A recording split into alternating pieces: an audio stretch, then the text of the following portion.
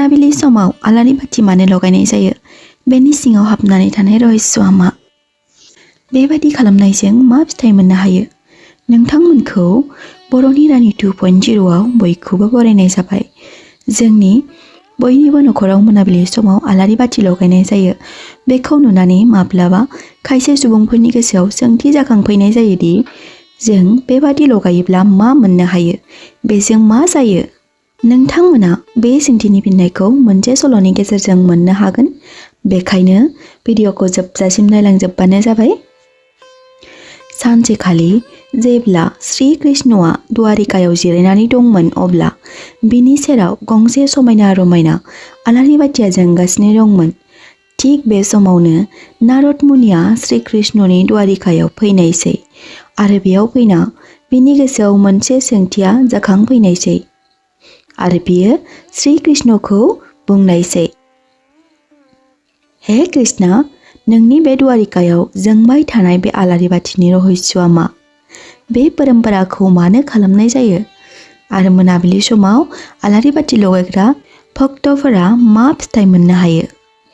अब्ला नारदनि बे सोंथियाव श्री कृष्णआ मिनिस्लु मिनिनानै बुंनायसै, नोंनि बे सोंथिया गोसो होथावना नारद मुनि।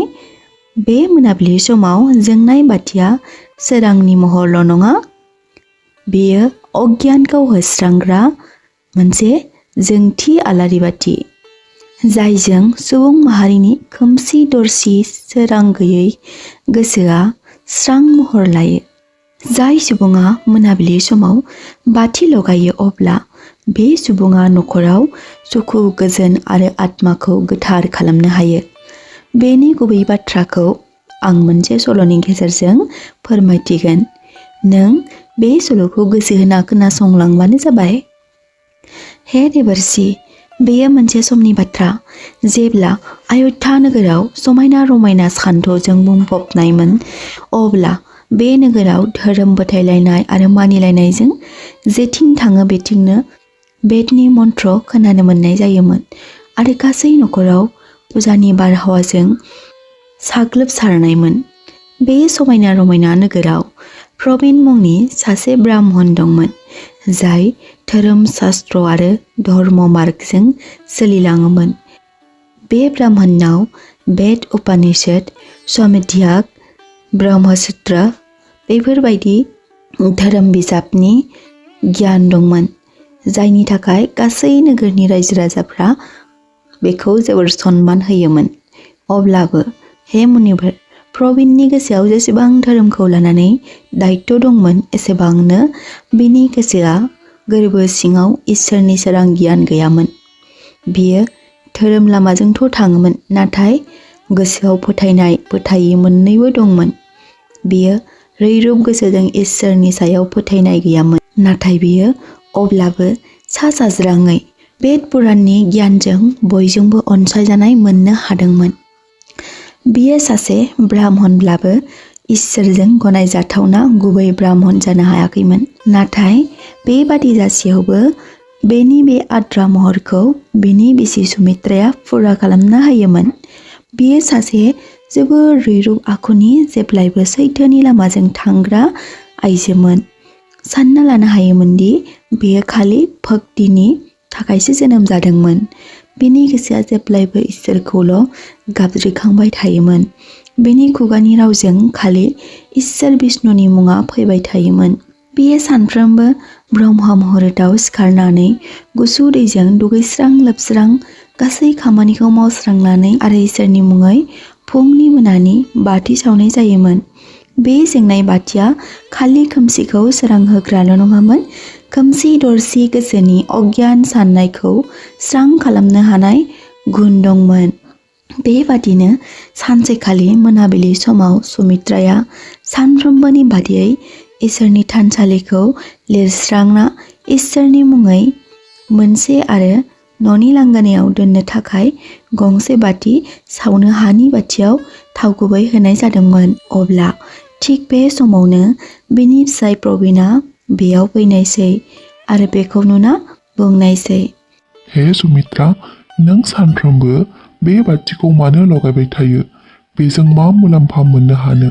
बेनि थाखायनो नों मानो थावखौ ओरैनो बाहायगारबाय थायो?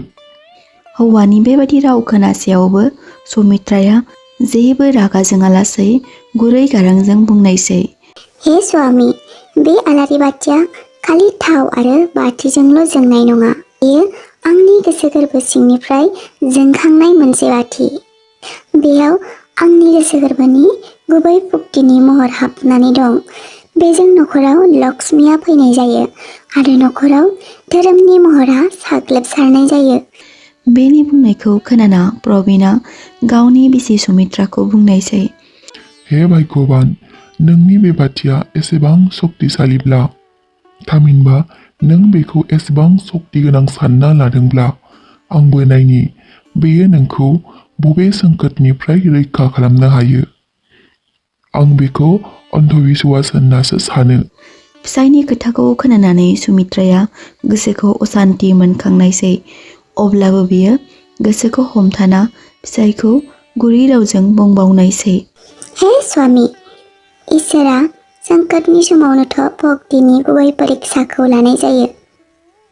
बेयाव जाय भक्ति सुबुङा थार गुबै सैथोजों आखुनि बेबायदि सुबुङासो बे परिक्षायाव उथ्रिसार जानो हानाय जायो। बिब्दि बुंना बियो गावनि खामानिफोरखौ मावस्रांनायसै।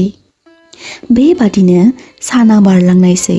सानसेखालि मोनसे सम फैनायसै जे जायजों प्रबिन ब्रह्मनि लामायानो सोलायनांगौ जानायसै। अयोध्या नोगोराव आंखालनि महरा साग्लोबसारनायसै। गोबां दानहालागै अख्राङाव जोमै फैब्लाबो अखा हानो रोङाखैमोन। आबाद थिलिफ्रा रानज्रिंलांजोब्बायमोन। फुख्रि हाखरफोरनि दैया जोबस्रांनायसै आरो हाया गावस्राजोबनायसै। बेबादिनो गासै नोगोराव गिलु बालु महर लानायसै। मुवा बेसादनि दामा अख्रां मोनजासे बांनो हमनायसै। उखैहाबनायजों गथ' गथायफ्रा गाबनाय हसिख्रावनाय, बिमा बिफाया राहा गोथे जाना बेखौ नायबाय थासै। बेबादिनो आंखाला ओरैबायदि साग्लोबसारनायसै जेराव राजमहलनि फसलफोराबो जोबस्रांनायसै। बे आंखाला प्रबिननि नखरखौबो एंगारासै, जेराव जेब्लायबो प्रबिन ब्राह्मणा यज्ञनि थुङा नुजाहोयोमोन बेयो जानो थाखाय अरदाबाव अरानो जोङै जालांबायमोन। बेद उपनिषदनि गारांजों गोमसारहोग्राया उखैहाबनायनि रावसो ओंखारसैमोन। लोंनो थाखाय दैनि आंखालमोन। जाय प्रबिन ब्रह्मणा बे उपनिषदनि गियान लाना गावखौ गोग्गाना लायोमोन बेबो राहा गोथे जानो गोनां जादोंमोन। बिनि मोखाङा जेब्लायबो असान्तिजों साग्लोबसारनो हमबायमोन।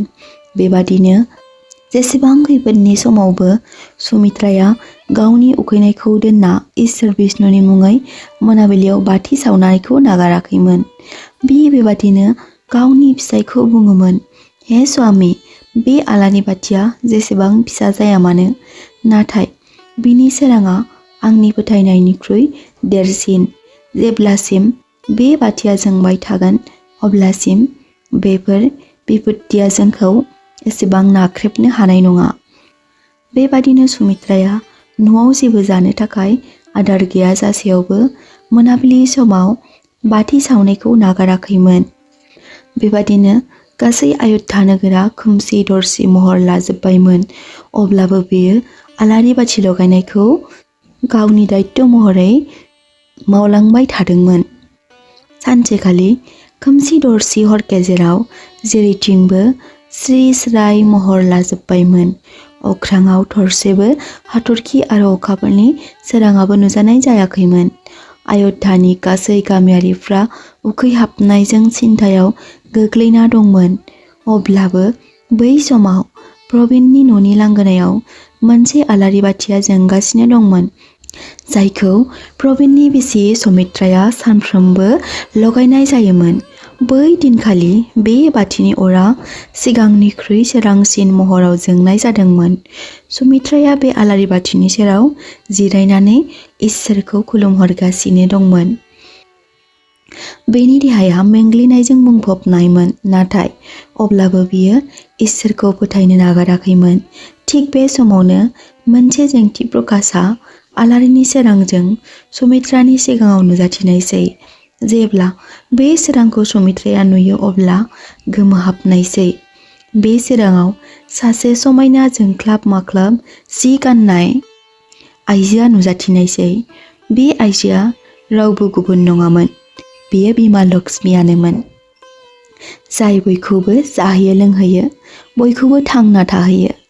अब्ला सुमित्राया मेगनाव मोदै बोहैनानै बिमाखौ खुलुमो। सुमित्रानि बेबायदि रैरुब गोसोखौ नुनानै बिमा लक्ष्मीया बिखौ अननाय सारफ्रावना होयो आरो बुङो, हे सुमित्रा, आं नोंनि भक्तियाव गोजोनबाय।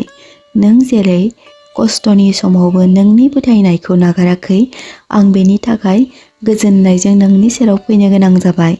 बुं, नोंनो मा नांगौ? अब्ला सुमित्राया बिमा लक्ष्मीखौ बुंनायसै, हे आइ बिमा, आंनो धोन सम्पति ऐश्वरामखौ नाङा, खालि आं बेखौल' लुबैयो, आंनि बे न'नि आलारि बाथिया अरायबो जोंबाय थाथों। अब्ला बिमा लक्ष्मीया मिनिस्लु मिनिनानै सुमित्राखौ बुंनायसै, हे फिसा, नों जेबो जिंगा दासि, नोंनि न'नि आलारि बाथिया जेब्लायबो जोंबाय थागोन। हे सुमित्रा, आं बेखौबो बुंगोन, जाय मोनाबिलि समाव जेब्लायबो आलारि बाथि सावगोन, बेबादि न'खराव माब्लाबाबो दुखु आरो खस्थ' जेंनाया नुजाथिनाय नङा। जाय बे बाथिखौ गोरबोजों लगायगोन, बेनि जिउआ सोरांजों साग्लोबसारगोन। बेबादि बुंना बिमा लक्ष्मीया बेनिफ्राय आनज्रायलांनायसै। बेबादिनो सुमित्राया मोनथि मोननायसै जे गोथार गोसोजों भक्ति खालामोब्ला माब्लाबाबो बेखारै थाङा। बेबादिनो जेब्ला फुङाव प्रबिना सिखारो अब्ला गावनि न'नि महरखौ नुना गोमोहाबनायसै। बिनि न'आ मुवा बेसादजों बुंफबना थानायसै। अब्ला प्रबिन ब्राह्मणा गावनि बिसिखौ सोंनायसै, हे भाग्यबान, जोंनि न'आव जेबोआनो गैलामोन, नाथाय दिनै एसेबां मुवा बेसादा बबेनिफ्राय फैखो, माबोरै फैखो, बेयो बोरै जाथावना? अब्ला सुमित्राया बुंनायसै, हे स्वामी, बेखौ रावबो सुबुङा खालामाखै। बेयो बै आलारि बाथिनि महिमा, जायखौ नों सानसे समाव बेकार सानदोंमोन, बेनो दिनै जोंखौ निदाननि समाव हेफाजाब खालामबाय। बिमा लक्ष्मीया बोर होनाय जाबावदों दि जोंनि न'नि आलारि बाथिया माब्लाबाबो गोमोरनाय नङा होनना। अब्ला प्रबिना गावनि गोरोन्थिखौ हमदांनायसै आरो सिगाङाव गाव बुंनाय गोरोन्थिखौ बिसिनाव निमाहा बिनायसै आरो प्रबिनाबो बेबादिनो गावनि बिसिजों लोगोसे मोनाबिलि समाव आलारि बाथि लगायफानायसै। सानसेनि उनाव सानसे बेबादिनो समा बारलांनायसै आरो बिसोरनि न'खरा जेब्लायबो सुख सान्ति जालांनो हमनायसै। बे खोथाया लासै लासै गासै अयोध्या नोगोराव गोसारजोबनायसै आरो खाथि खालानि सुबुंफ्रा सुमित्रानियाव बेयो बोरै जानाय होनना सोंलायनो हमनायसै। अब्ला सुमित्राया रैरुब गोसोजों बयनोबो फोरमायथिनायसै जे बेयो बै आलारि बाथिनि महिमा होननानै। नाथाय बेनि रावाव गासै अयोध्यानि सुबुंफ्रा गोमोहाबनायसै आरो बेबादिनो लासै लासै गासै अयोध्यानि सुबुंफ्रा मोनाबिलि समाव आलारि बाथि लगायनो हमनायसै। बेबादिनो मोनाबिलि समनि बे दृष्टिखौ सोरगोनि गासै देबताफोराबो नुनानै खुसि जास्रांनायसै आरो अयोध्या नोगोरखौ जेरैबो बिथिङाव आंखाल गैयै खालामफिननायसै। बेबादिनो इसोर श्री कृष्णआ नारद मुनिखौ बुंनायसै, हे मुनिवर, बै समनिफ्रायनो बे मोनाबिलि समाव बाथि लगायनाय नियमा थालाङो। हे ब्रह्मानन्दन, बेयो खालि सोरांनि बाथि नङा, बेयो भक्तिनि मोनसे सोरां। जाय सुबुङा मोनाबिलि समाव बाथि लगायगोन अब्ला बेबादि सुबुङा गावखौ जेब्लायबो थि गोसोनि सान्थौजों सिथोरथायै लाखिनो हानाय जागोन। जेसेबां खोमसि दरसि जाया मानो, मोनसे फिसा सोराङानो बेखौ पहर खालामनो हायो। जायनि न'खराव आलारि बाथि लगायगोन अब्ला बिमा लक्ष्मीया बै न'खरनि असान्तिखौ होस्रांनाय जायो। अब्ला नारद मुनिया श्रीकृष्णनाव सोंबावनायसै, हे प्रभु, माबादि आइजोआ बाथिखौ सावनो नाङा? अब्ला श्रीकृष्णआ मिनिस्लु रावजों बुंनायसै जे, हे देवर्षि, जेब्ला गोबां बारहुंखा बारगोन अब्ला बाथि लगायनो नाङा, मानोना जेब्ला हरखाबै बाथिया गोमोरो अब्ला बेखौ अशुभ होनना बुंनाय जायो।